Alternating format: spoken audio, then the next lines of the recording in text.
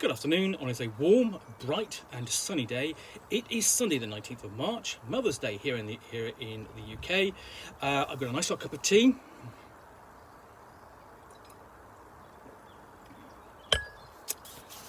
And a package to continue unboxing. This is from LFOSR, and I believe this is the last thing I'm going to pull out of here.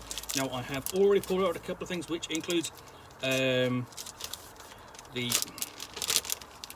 Sacrifice role-playing game, which I will get down to reviewing at some point. Put that back in. It's a little bit awkward because you've got a stick of incense in there. And the last thing I reviewed was The Last Tea Shop, a storytelling journal game about interacting with the souls on their last stop to the beyond. And what else have I got in here? It is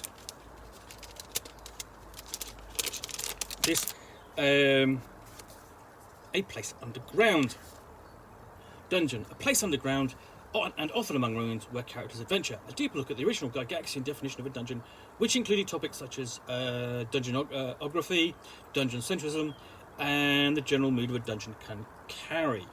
This is written by Geek Gamers and presented by LFOSR. And this is A Place Underground, or Dungeon Theory for All.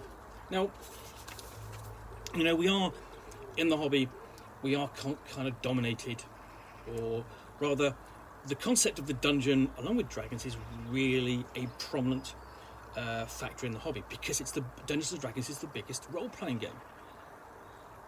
game. Sells the most titles or copies, is the most widely known. It's really the only one to get whole movies devoted to it.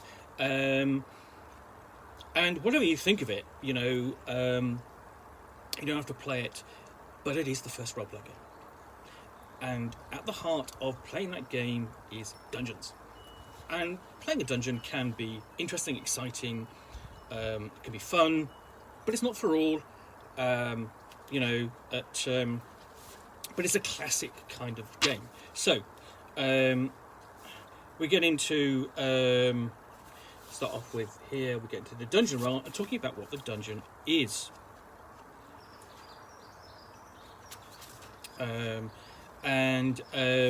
As it says, when it comes to fantasy roleplay, no trope is more ubiquitous than the dungeon.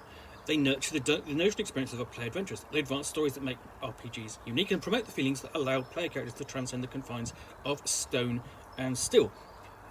They're great sort of settings and venues for adventure and excitement and facing challenges. You know, and they're atmospheric. So we get on to dungeonography. And again, what I actually like about this is nicely. It's got footnotes in there, so you've got checking the sources and quotes. And this really sort of like, you know, is talking about sort of like arguably the signature location for role playing in the hobby, whether you like it or not. So we've got a bit of a discussion of what dungeonography, the origins of the dungeon, what it does, and how it works. So there's a little bit of history here, before we go on to dungeon-centrism, and exactly why and how did Going Underground elevate the game experience. Essentially, you've got the sense of the unknown, you know, and what might be found there. And this really does feel, given that it's a short booklet, I mean, running it only to 50 pages, it feels quite well researched, lots of quotes in here, lots of footnotes. So I'm really looking forward to reading this, because I do like my dungeon.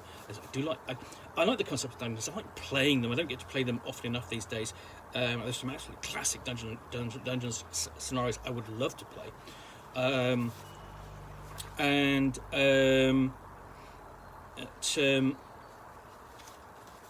And I also write my RPG history. I like talking and reading about these things.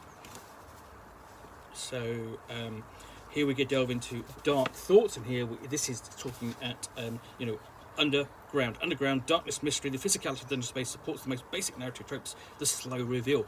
It's the mystery of what's down there. It's the mystery of going underground. It's the mystery of going into caves and facing what threats and dangers might be there.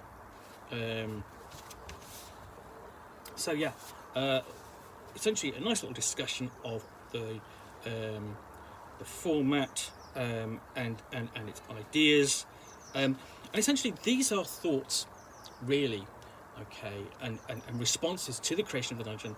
I mean, it's got this is published in 2021, so this is over 45 years. Since the first dungeon was published, this is a response to 4 decades of dungeoneering, and there've been hundreds of dungeons written.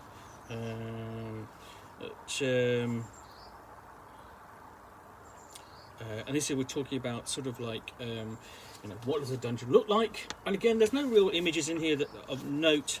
It's mostly text, but it's fairly short and looks to be quite readable.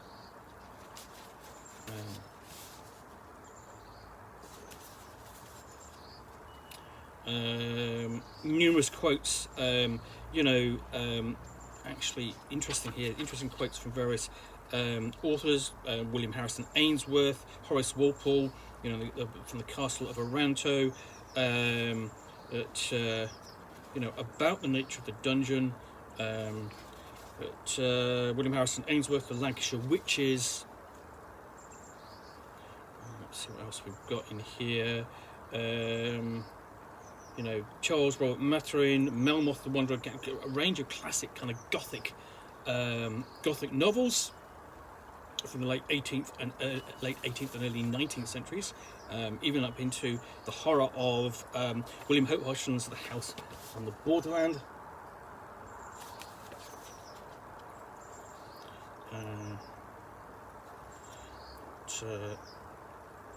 Ambrose Bierce, Bottomless Grave, 1911, and so on and more.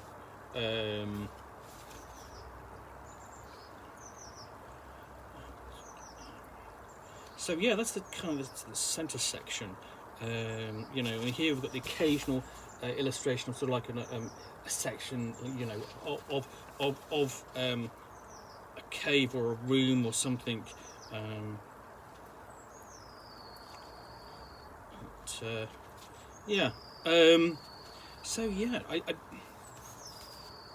So this I think is going to be of interest really to not necessarily to the general Dungeons and Dragons player, but I mean someone interested in the concept of the dungeon, why and how they work. Some of their looking at possible inspirations with the dungeon roll section, and with the quotes and the footnotes to perhaps going on from this book to look at those original sources and to see what they have to say about their subject matters as well. So yeah, that's A Place Underground, which is a deeper look at the original Gygaxian definition of a dungeon,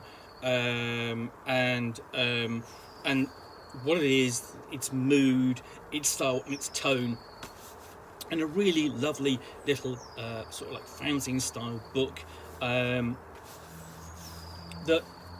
I'm going to look forward to actually reading and reviewing. Anyway, this is available from at LFOSR, and if you've got any interest in sort of like role-playing history, I think this is sort of like not an absolute necessity to own or read, but a nice little addendum, to or commentary upon a particular prominent aspect of the role-playing hobby. Anyway, so hope you've enjoyed this unboxing in the Nook. If you have, do please click on the like button down below, and of course if you've got any comments or feedback, I do appreciate you taking the time to post those. And lastly, if you want to be alerted to get more unboxings of the Nook Away, you'll see me out here with a package containing a book or game, and in this case a little booklet, which I'll unbox and chat about to the best extent of my knowledge for roughly 10 minutes or so, all of course accompanied by a nice hot cup of tea.